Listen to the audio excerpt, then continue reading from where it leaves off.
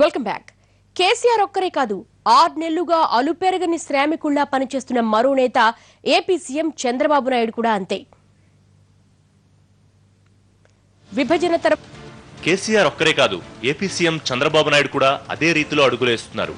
ఇప్పుడు ముందున్న వాస్తవాలను పక్కనబెట్టి 1,00,000 కోట్లతో రాజధాని నిర్మాణం అంటూ దూసుకుపోతున్నారు. ఇప్పుడు చంద్రబాబు ముందు ఎన్నో సవాళ్లు పొంచి ఉన్నాయి. వాటన్నింటినీ పక్కనబెట్టి సింగపూర్ లాంటి రాజధాని నిర్మాణించడానికే శాయశక్తులా ప్రయత్నిస్తున్నారు. ఆ క్రమంలో వివిధ రాజధాని నగరాలతో పాటు సింగపూర్, జపాన్ నగరాల్లో పర్యటనలు చేస్తున్నారు. అక్కడి పరిస్థితుల్ని, నిర్మాణాల్ని ఆకళింపు చేసుకుని వాటిని యథాతథంగా కొత్త రాజధాని నిర్మాణంలో అప్లై చేసేందుకు ప్రయత్నిస్తున్నారు. కొన్ని సమస్యలు ఉన్నాయి. ఆ సమస్యలు ఉన్నా కానీ ఆయన ఏదైతే హామీ ఇచ్చాడో ఆ హామీలన్నీ కూడా నెరవేర్చడానికి ఆయన చాలా తపన పడుతున్నారు. ప్రజలు కూడా ఉన్న సమస్యను అర్థం చేసుకుంటున్నారు. రుణమాఫీ వేరే గవర్నమెంట్ ఏదైనా కానీ ఎట్టి పరిస్థితుల్లో చేయడానికి సాధ్యం కానటువంటి పరిస్థితిలో కూడా ఆయన రైతులకు ఇచ్చిన హామీని నెరవేర్చాలనే సంకల్పంతో ఆయన ముందుకెళ్తున్నారు. దాంట్లో ఆయన చేసిన కృషి చూసి అందరం చూసాం కాబట్టి రాబోయే రోజుల్లో ఆర్థికంగా ఆయన విసుపడగలిగితే రాష్ట్రానికి బంధువులు తీసుకెళ్తారని అందరం కోరుకుంటున్నాం. చంద్రబాబు ఆంధ్రప్రదేశ్ రాష్ట్రానికి అద్భుతమైన రాజధాని నిర్మిస్తానని ప్రణాళికలు వేసుకోవడాన్ని ఎవరూ తప్పుపట్టరు. కానీ ప్రస్తుత పరిస్థితి అంచనా వేసుకుని అడుగులు వేయకపోతే ఇబ్బందులు తప్పవు.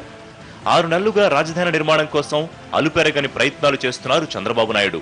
ఇంతింతై వటుడింతై అన్నట్లు రాజధాని మీద అంచనాలు పెంచేస్తూ ఉన్నారు. అయితే చంద్రబాబు చెప్పే మాటల్ని బట్టి చూస్తే రాజధాని నిర్మాణానికి 1,00,000 కోట్లు అవసరమన్నది అర్థమవుతోంది. మరి ఆ 1,00,000 కోట్లు ఎలా తెస్తారన్నది మాత్రం ఎవరికీ అర్థం కావడం లేదు.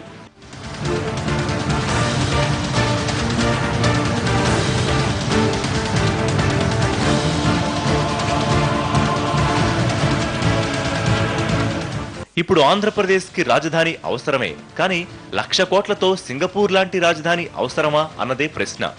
రాజధాని ఎక్కడన్నది తెలిసినా ఇప్పటికీ రాజధాని నిర్మాణ ప్రక్రియలో పునాది కూడా పడలేదు.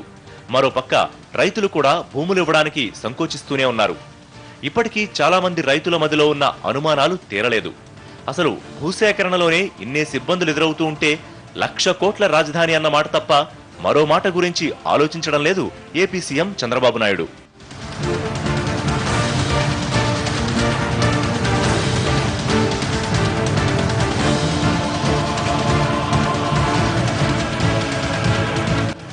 లక్ష కోట్లతో రాజధాని అన్నది అందరికీ ఇష్టమే, ఎవరూ దాన్ని కాదనరు. ప్రజలు కూడా అంత భారీ అంతర్జాతీయ స్థాయి రాజధానినే కోరుకుంటారు.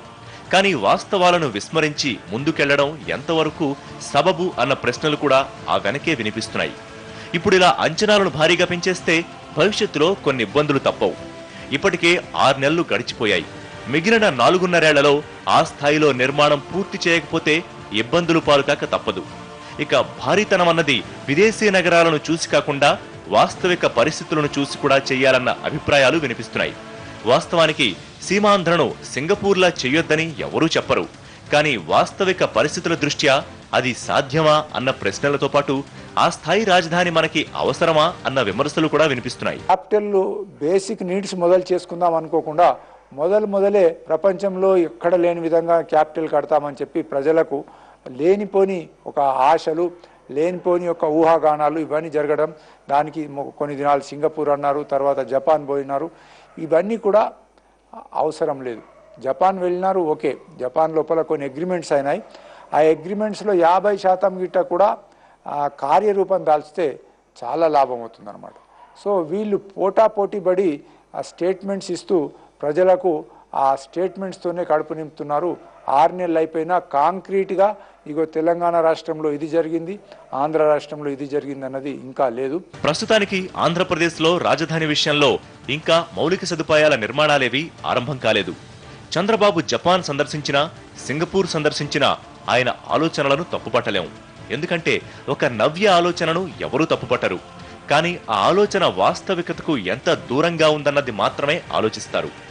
సింగపూర్ లాంటి రాజధాని కట్టాలని చంద్రబాబు కల నిజమే, కానీ అనుకున్న సమయంలోగా దాని నిర్మాణం పూర్తి కాకపోతే ఏం చేస్తారన్నది మాత్రం ఎవరూ ఆలోచించడం లేదు.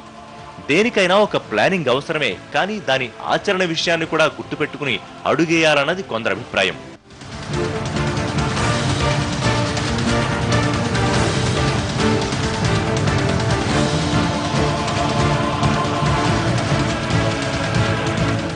రాజధాని నిర్మాణం మీద మెరుపు కలలు కొంటున్న చంద్రబాబు వాస్తవాల్ని మాత్రం అంచనా వేయడం లేదా అన్న అభిప్రాయాలున్నాయి.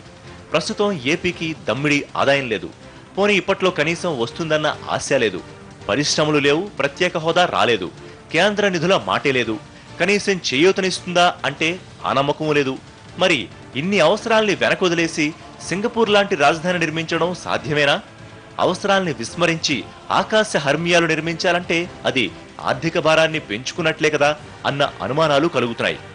ఇలా ఇటు చంద్రబాబు అటు కేసీఆర్లిద్దరూ కలల బీహారుల్లా వ్యవహరించడం ఎంతవరకు సమంజసం అన్న ప్రశ్నలు వినిపిస్తున్నాయి. హామీలు సరే, మరి దాని అమలు మాటేమిటి? బ్రేక్ తర్వాత చూద్దాం.